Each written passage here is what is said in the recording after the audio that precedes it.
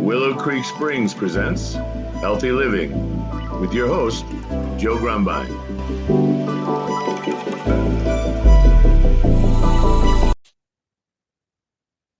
Well, hello and welcome to the Healthy Living Podcast. I'm your host, Joe Grumbine, and we've got a very special guest today. His name is Austin Rampt, and he's an author and a recovery speaker, and he wrote a memoir called One Last Hit, and it covers 3 decades of addiction, including 8 rehabs, a heart attack at 21, and an 18-month stretch living as a fugitive in Mexico. Well, fortunately, today he lives sobriety, and he's going to tell us about his method, what keeps him sane, and hopefully some tidbits to help us all on our path. So, Austin, welcome to the show. It's so great to have you here. Yeah, good to be here, Joe. Great to be on your show, man. Thanks for having me on. It's wild. I've had a lot of guests over the years that have stories about addiction and recovery, and you would think that they'd all at one point sort of follow the same sort of storyline, but everybody's story is unique. Everybody's path to recovery is unique, and that's why I keep bringing them in. I think that it's so important. We all live this crazy world, especially today, 2026. I can't believe it's 2026. And you'd think, like, when I was a kid, we had a cartoon called The Jetsons, and it was this sort of perfect futuristic little world, and everybody putted around their little air cars, and we had these lovely little lives. And it's just friggin' chaos and anarchy out there, and drugs and alcohol and substances are so prevalent, so easy to get, so easy to find, and the world has gotten so difficult. It's like more reasons to do the bad things, and it's easier to get them. So, anyways, without me jibber-jabbering on, welcome to the show, and I'd love to hear about your story. I always like to start the conversation with, how'd you come to that place? Like, what brought you? Yeah, I'll tell you about it. So I remember being a kid, I had really, really bad neurological tics. So Okay. like my body would twitch, or I had some that were like vocal tics. So I'd be in the back of the classroom, if you could picture this, and me going, like a dolphin, right?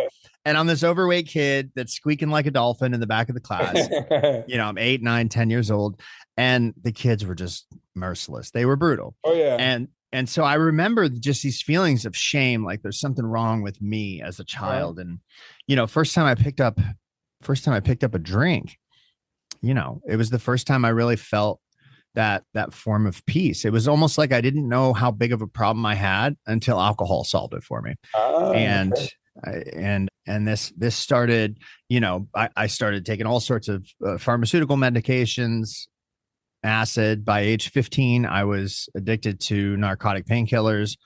By age 17, I was smoking crack cocaine. It was like that quick. Yeah. I wasn't I didn't discriminate. I was going to do whatever I could to get out of me. Right.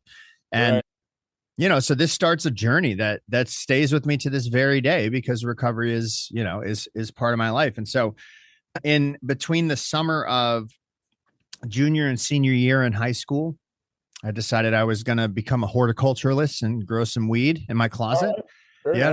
As we do. I was a really bad weed grower because they were both male plants. But but what happened was I had these grow lights set up, and my mom came in one day and hung up some laundry in my closet. And about 7 p.m. I flicked the grow lights on the wall without taking a look at anything. About 8:30, I hear a crackling in the back. Oh. And I opened the door to my room, and it's like backdraft. And I burnt our family home to the ground. Oh. And so it was just a big old pile of crap mixed in with more piles of crap that I figured was me. And no matter what my parents could say to me, they couldn't break the delusion that I was just a piece of junk that I had. And so I carry on, right? I actually, believe it or not, I went to college on a partial scholarship for academics and flunked out within 3 semesters, proceeded to get arrested a whole bunch, man, and overdosed at 21, which is that heart attack that you mentioned in the intro. and landed in my first rehab when I was 22. Actually, it was my second rehab. My first kind of rehab was a place called Teen Challenge, which is like, it's like a faith-based place for addicts and alcoholics. Okay. I learned a lot about the Bible, but I didn't really get any recovery in there. And I drank the day I got out. So, but anyhow, 22 years old, I go to rehab, and this is my first entryway into 12-step recovery, which is what I'm a part of today. Okay. And between the years of 22 and 31, I was in 12-step recovery, active, sober. And I got the benefits that sobriety gives you. And, but the gifts of sobriety took me away from the thing that gave me sobriety, which is, honesty on a daily basis, connection with the people in my recovery community, inventory, things like that. And so after having a very successful business, getting married, having a couple of kids, I picked up again at age 31. And this time, prior to age 22, like a good night out might have been $150, because I was a kid. Right. Well, now I had resources, and I was going to go destroy my life in a way like I had always dreamed. Good, yeah. And so I went on a run, and it was a hard run that resulted in multiple attempts to get sober again, a divorce, overdoses, and then.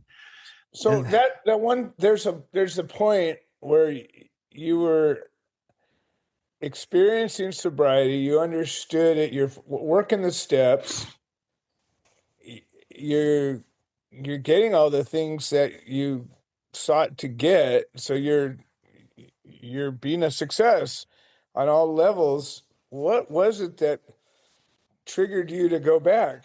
Like, it seems like you were on a pretty sound footing there for a minute. So on the external, the way that it looked, it looked like I was on sound footing, but I'm the kind of guy that's really good at hiding at the front of the room. Okay. Meaning I know the right things to say. I know what will elicit the responses from my environment. But, I've learned that 90% of what really matters for me staying sober happens when no one else is looking. Right. Agreed. And I think that's for everybody. Yeah, for sure. And I had just stopped doing the necessary simple things every day. My prayer and meditation went out the window. Okay. I wasn't doing my nightly inventories. I wasn't connecting with a sponsor and being honest with them. And all of my sponsees that had more than 5 years, I hired them to work for my business. And so they all got, complicated a little bit. Yeah. They all got new sponsors, and now I was signing their checks. Right. So that relationship flip-flopped. Yeah. And it was a slow burn. It happened over the course of years, not days. But really one thing that's very characteristic of us as alcoholics and addicts is we forget. And I forgot, I forgot the pain that brought me in. Yeah.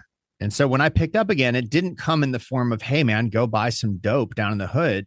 Yeah. It came in the form of buy some of that stuff they're selling in the gas station. It'll help you unwind just a little bit. Really? Oh yeah. It started with Kratom. And as soon as I altered my mind, the obsession for more Kratom came in. As soon as that stopped working, the obsession for what I knew worked came in. Right. You knew right where to go to get back. Totally. Yeah. Wow. And so this time I'm in a hotel in Broward County in Fort Lauderdale in 2014, and the cops kick the door in, come in, yoke me up. And what had happened was I had been Marchman acted, which is a thing that we have here in the state of Florida, where if you're using to the degree that you're probably going to die, your family can get the courts involved and force you to go to rehab. Okay. And so they come and they pick me up. I go in front of the judge, and she says, okay, rehab. And after 5 days in the rehab, I grabbed my shit, man, started walking down the road, and they said, we're calling the cops. And I said, I know you are, because you got to be here. And I went to Fort Lauderdale Airport and hopped on a plane and moved to Cancun. And this starts about a 22-month journey of living in Mexico. I went down there with about $500,000, made about another $500,000 while I was there just for my businesses, but then I lost the business. And as soon as I get to Mexico and I start buying cocaine in the way that I was buying it in the States, which is not nickels and dimes, Right. So you ever been to Cancun, Joe? No. Okay. So for anyone that has been to Cancun, Cancun's an interesting place in that it's the number one tourist destination in Mexico. I think at one point in the world. And it's completely run top to bottom by the Sinaloa cartel. You can't do. I've heard that. Yeah, you can't do anything. You can't be a taxi driver, a police officer. You can't do anything in that town. And so when I got there and started buying, obviously I was buying from them, and they quickly said, "Oh, this white boy is spending some money. Let's, put him up in a." And so what they started to do is they started to cater to that side of me to ensure that I had, no impediment to me spending money. Right. So they would bring me a kilo every couple of months. Wow. They would ensure that, I got pulled over 5 or 6 times, and just with a simple phone call, the cops gave me my drugs back and said, "All right, keep it moving, man." Wow. Holy cow. And, a lot of traumatic events happened while I was there, as it does. I woke up one morning with my throat cut. Luckily it missed my jugular, but I woke up in a pool of my own blood, and I still to this day don't know how it happened. Wow. And I crawled back into bed for a few hours after it, because I only slept once every 3 days. Oh boy. And so at the end of it, the money runs out. I'm in Mexico City. Cancun had gotten too expensive, and I had gone to Mexico City to party, and my wallet had gotten stolen. So I couldn't get back to Cancun. Oh boy. And I go and live with this girl and her mom in a little city called Coacalco on the outskirts of Mexico City. And I want to tell you what happened, man. In the States, I had been chasing all of these things. If I get the money, I'll finally be okay. If I look a certain way, I'm finally going to be okay. Yeah. And when I still wasn't okay, when that not good enough wound was still in there, dude, I burnt it down. And I met this girl and her mom, who lived in what we would consider poverty. Okay. Their home looked like it was in housing projects. All right. And I met two of the kindest, most loving, happiest people I had ever met in my entire life. And they didn't have any of those things that I thought I should be happy. Right. And it was a really interesting lesson for me at the end of the road, man. So I finally did make it back, and there's a happy ending to the story, thankfully. You got to experience happiness as an actual experience than, a perceived, like you said, if I get this, I'll be happy. If I have this or don't have this or whatever it is, the thing you got to experience just being. Yeah. I think what I really got to, not so much experience, because happiness, I could not feign happiness out of my brain at the time. I was so severely addicted to crack cocaine, but I got an example shown to me very clearly of happiness. And these folks probably never held $1,000 in their life. Right. And in retrospect, it was a very powerful time for sure. Okay. Yeah. And so experiencing this, did you decide you were going to let go of the crack cocaine, or did you were still doing that while you were with these people? Not yet, man. Not okay. So they were gonna pry that from my cold dead hands. It took all the money being gone, so much emotional pain and damage, and finally, my final night is me living at my drug dealer's house, Juanito, because me and the girl had broken up, because she would say things like, we're going to get married and have kids. And I'd say things like, when the drugs run out, I'm going home. And she hated that. And gosh, she was a sweet, sweet girl whom I've since made amends to. And anyhow, I'm at Juan's house, and he thought I had he thought I had disrespected his dog. No bullshit. And I did something and, got lost in translation. And so the last 3 hours of my time at his house are him sitting with a pistol pointed at me, deciding whether or not he's going to have to shoot me for disrespecting his dog. Whoa. And I knew my time in Mexico had come to an end. So my buddy back from the States, his name was Lou. He's like, "Are you done?"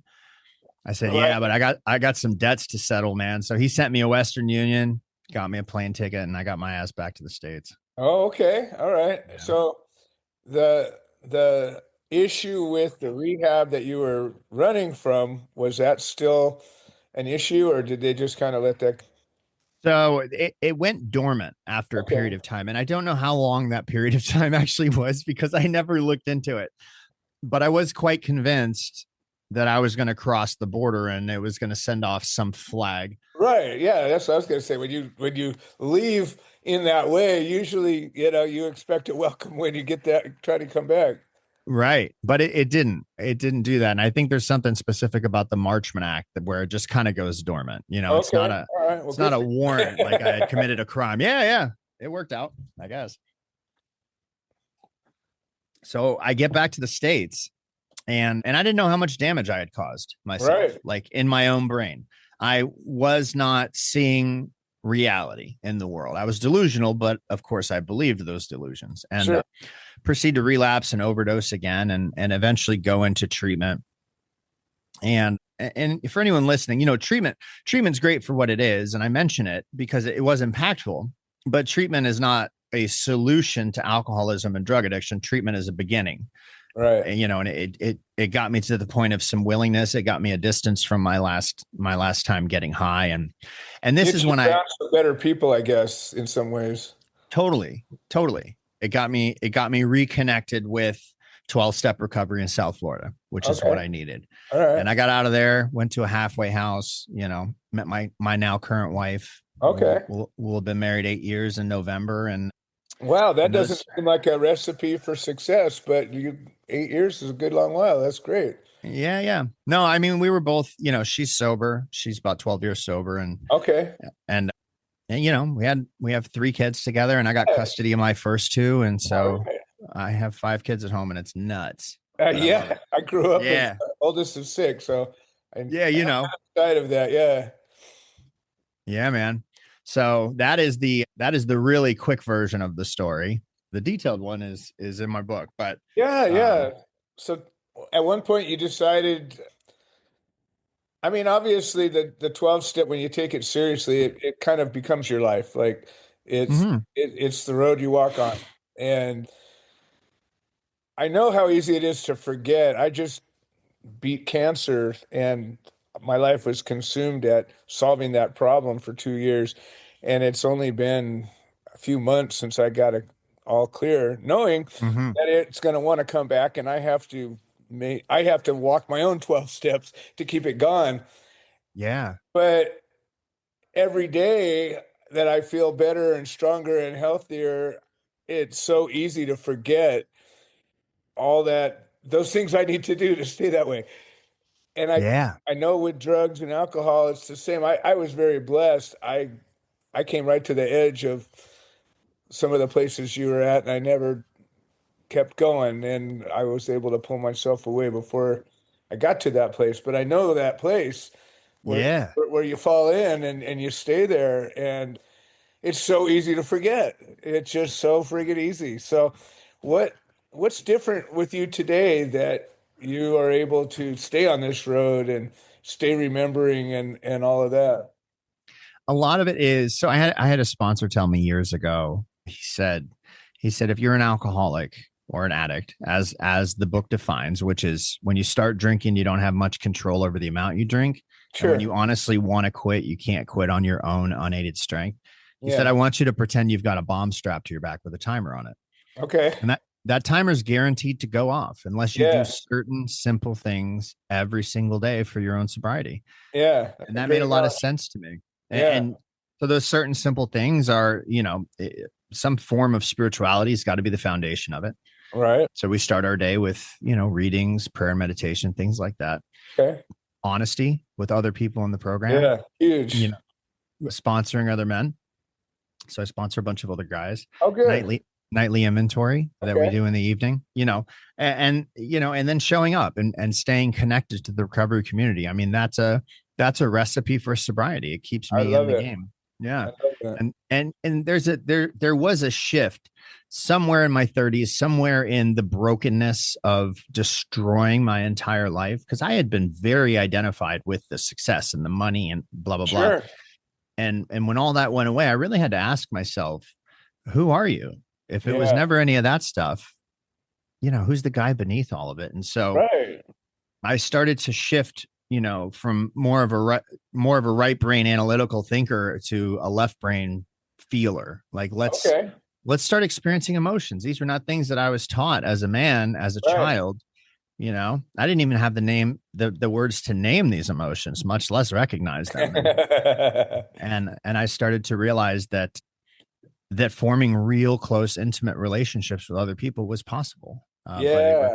it required vulnerability on my part. It almost seems like that kid that was bullied or whatever, where you couldn't believe you were okay. It seems like you carried that, and then when you were successful, you were able to kind of bury it away, but you probably somewhere deep down never really let that go. And then finally, Yeah. at this point, you finally opened that up and acknowledged that you were just fine. Yeah. Well, I think I needed to have corrective experiences is one way of You putting it, but I certainly can got those. see, yeah, yeah, no shit. I can see how like at, age 30 and 31, the things that were driving me were so much more about how I thought people viewed me Uh-huh. as opposed to how I viewed myself. Yeah. And, I never really learned until my 30s that yes, I have value because I'm here on earth. And so does Yeah, everyone else, exactly. right? Right. That's Yeah. it. That's it, Pretty man. simple, really. Yeah, But exactly. simple and easy don't align very well. The simple No. things are usually the hardest. So when did you, I mean, it seems to me actually that your wife must have had a really positive impact in this. If she's walking the same road and you guys are able to walk that road together. Yeah. My Right. wife is incredible. Yeah. Like I always tell her, as long as her denial holds, we're going to be all right. She's she's a therapist and very smart, intuitive woman who is like polar opposite of me. I'm very extroverted. She's quite introverted, Okay. kind of like the Robin Williams, Billy Crystal duo. Yeah, And, yeah. but she was the one that taught me really how to be a parent. And Right. I have learned more from learning how to be a father and having understanding of my parents and my own childhood as a result Yeah. than I've probably learned doing anything else. And That's five awesome. How kids old are is your kids? yeah. So they're 1, 3, 6, 12, and 15. Oh, that's beautiful. Wow. All right. So Yeah.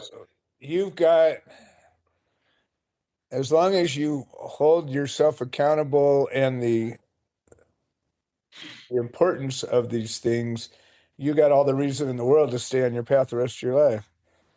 All the reason. And I will promise you that if I ever stop doing these things on any day of the week, I can get so caught up in what's going wrong that Yeah. I can no longer see what's beautiful all around me. Yeah. You Wow. know? So you're going along. It seems like you're on a beautiful road. What caused you to write a book? Yeah. So when I got back from Mexico, and there's details that just for the sake of time, I wasn't able to share, but Sure. people started saying, dude, you got a crazy story. You should write a book. And I was like, that's cute. Thanks. I would hear it all the time. But what started to happen is I started to get like this intuitive gut punch, like, hey man, you're supposed to do this. And Yeah. so I'm not a writer. I can tell a story, Right. all. Sure. And so I connected with some people who are writers, and I Okay. said, and it took 4 years. Wow. Uh, and we finally got there. They were able to help me get it on paper. Nice. And I don't know why it was supposed to exist. Certainly not a financial endeavor. Nobody really makes any, you Not don't make very any money from much for books, that. man. Yeah. Yeah, yeah. But I do think it's something that has enhanced my own sobriety. Nice. It's allowed me to really put a pin in those things that were so shameful in my past, Huh? and it's allowed me to connect with people like I can't really even put into words with you, man.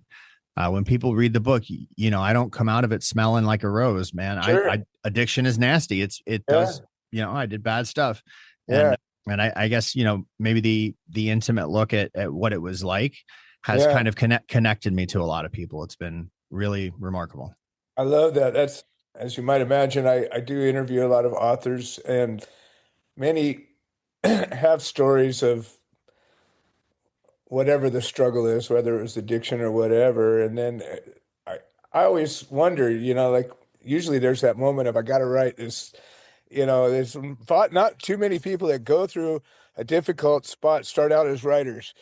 Mm-hmm. They live this, whatever it is, whether it's a disease or an injury, an addiction, whatever the issue is, and then they realize something gets inside of them, and it's like, I got to write this. There's like a calling, and whether they do it on their own or have help, whatever it is, doesn't matter. But yeah, that's kind of my next point is like, how long ago was the book published? Yeah, so it got published in October of 2025. So Okay. not quite a year, about All 10 right. months ago. And my funny enough, my wife was like, "Hey, if you're gonna get this book out there, you got to go do social media stuff." And Yeah, yeah. I'm Yeah, not tell a huge, somebody about it. I don't really like social media that much. And Yeah, so I'm on there, I'm shooting these videos. I'm trying to come up with stuff every day to like put some yeah, stuff out there. It just felt really ingenuine. And so I yeah. decided to start a podcast because I'd done a lot of Okay. podcasting in the past Nice. and let other people come on and Yeah, create that content for me. right. And but part of what we're doing right now is a part of that strategy. Like I I can love talk that. to you all day, Yeah, yeah. but ask me to shoot a 90-second video and I I'll get be it. like I totally get it. Yeah. cross-eyed. Yeah. Well, that's why I love doing this. For me, it's about building a community to find health. There's so many ways to be unhealthy, and Mm-hmm. there's so many ways to find health. And I'm like, well, why not just give a place for people to come and be a part of this, whether you're offering something or asking for something. We're all part of this community. It's kind of a labor of love. I'm not making a nickel off of this. I'm doing it because it's important work.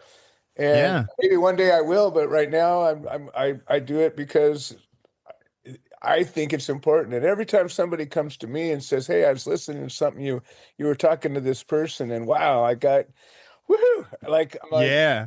it worked. It was a value. So I suspect you're finding a similar situation, probably both with your podcast and the book. But tell me a little bit about some of the people that you've impacted.